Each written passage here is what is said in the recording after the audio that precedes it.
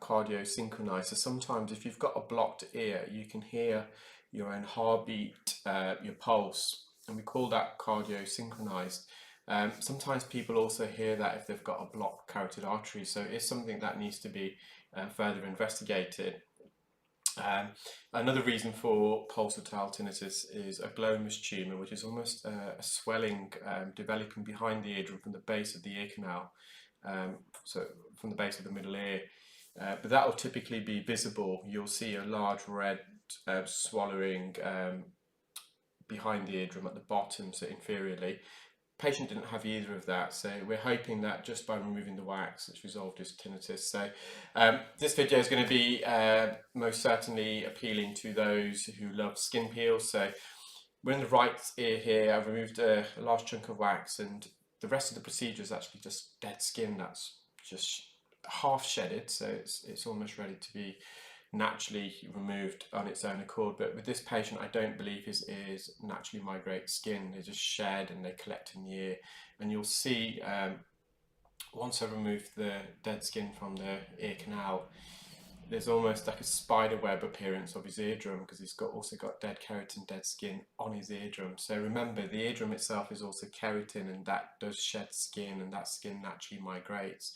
Interestingly, if you were to put and I know that someone that has done this as part of their PhD studies on the anatomy of the ear canal and eardrum. They got some participants and they got a black permanent marker, and they made a mark on the eardrum, and then they asked that participant to reattend, I think every couple of weeks, and they took images of the ears, and what they found was that this black marker was slowly but surely migrating as the skin was migrating. So initially the black marker was on the center of the eardrum. 2 weeks later it was on one side of the eardrum, so the skin migrates to the sides. The following fortnight it was on the medial canal wall, so near the eardrum, and so on, until eventually that black marker was no longer visible. So just using a fine end tip, skin keratin can be really difficult to remove. This is depends what type. This patient had really sticky, adhesive dead skin, so you're really having to pull. It wouldn't really be causing him any symptoms at the moment, that dead skin. However, the reason for me trying to peel this is because there was also a layer of dead keratin on the tympanic membrane on the eardrum. So quite often to remove that, you also have to peel skin off the ear canal wall. The camera lens just got a bit foggy there, so I just came out and wiped it using an alco wipe.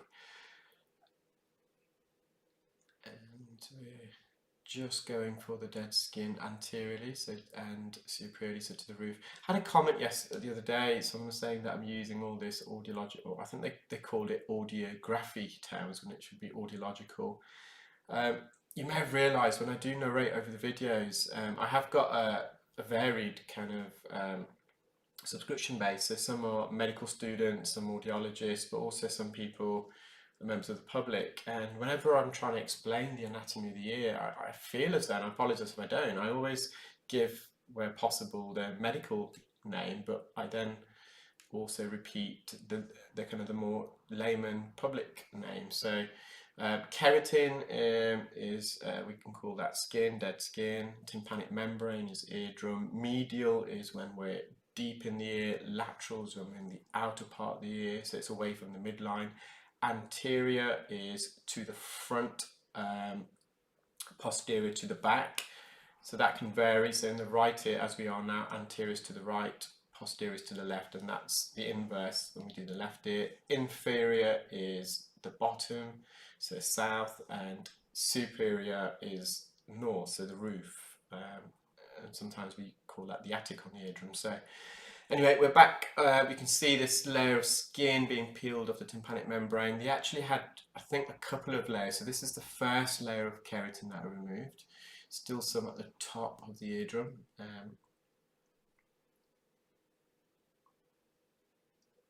you can see it does sometimes, if you look at the bottom of some skin there, it does almost give like a spider's web appearance.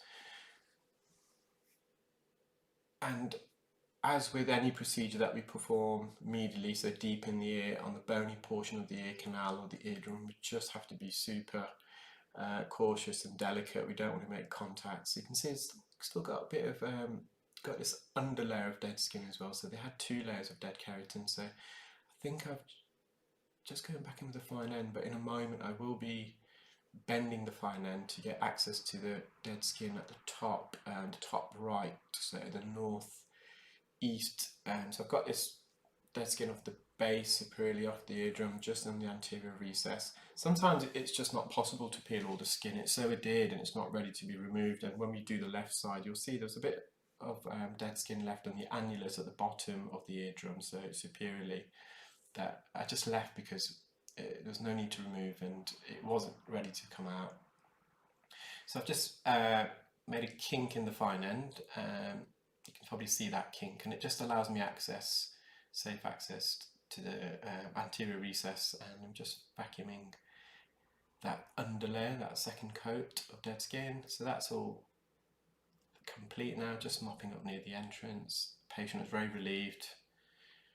He actually has got an NHS ENT appointment, I think, next week, but he came across me on YouTube. I know he's going to be watching this, so hello there, patient from Swindon who attended today. So just on the left side, so this is the ear that the patient had pulsatile tinnitus, and he came in today with a huge piece of wax that he said came out of his ear a few weeks ago. He's been putting drops, and that piece was humongous. And considering he's also got this large piece, I was just quite shocked by how much debris he had in his ear. So you saw there was wax, and you saw the coating of dead keratin, that white glossiness. So the occlusion's gone, but again, he's got a lot of dead skin on this side. The skin, the thickness is a lot of a thicker layer of skin, so I had to work a bit harder.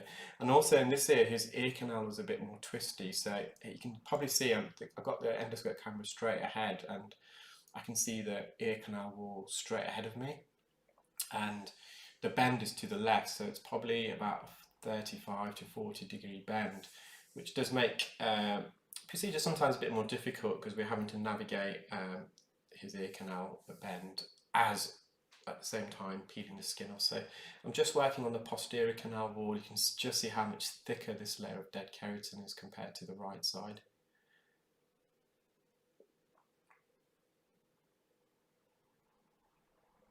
I'm using the fine end gauge. The fine end is always the most recommended instrument to use with dead skin, unless it's really dry and crusted where you can use forceps to remove.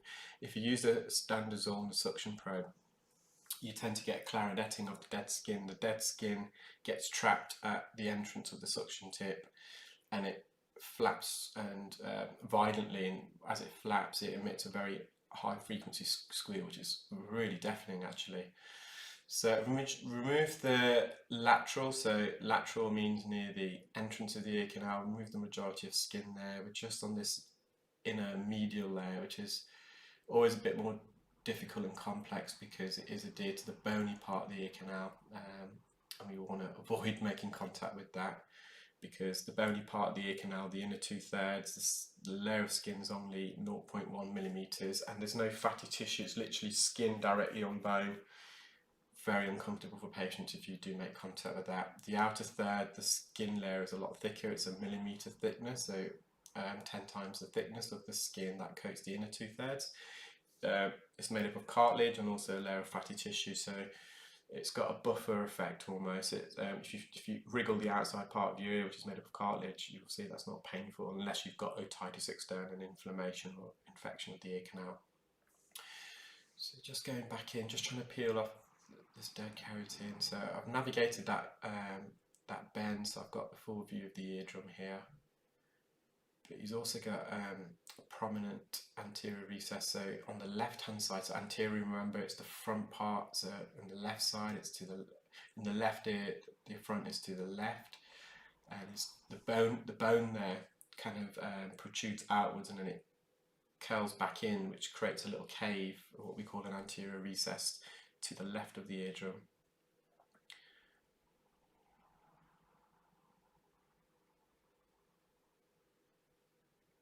You can just see how delicate I am there, just trying to avoid the bony part of the ear canal.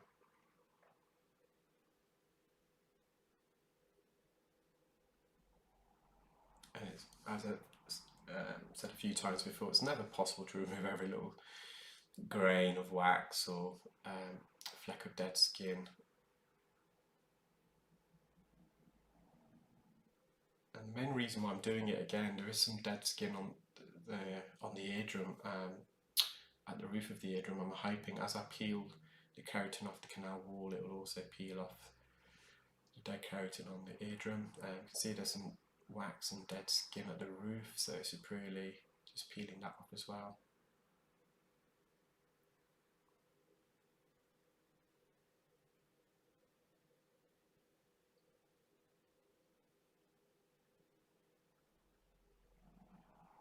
So keratin, it's almost like sticky tape. It's really adhesive. It does literally stick to the ear canal.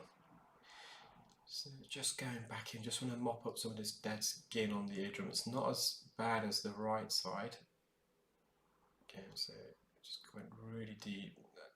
And it's just a bit in the anterior recess. Hard to get access there, so I left that. And again, this wasn't going to come out, so just decided to leave that in the end. We've done a good enough job already. We don't want to be over cute and cause trauma. Patient symptoms hopefully relieve themselves. So hope you enjoyed that video, guys. If you're watching on YouTube for the first time, please do subscribe to the channel, select the bell icon so you'll get notified as and when I upload new videos.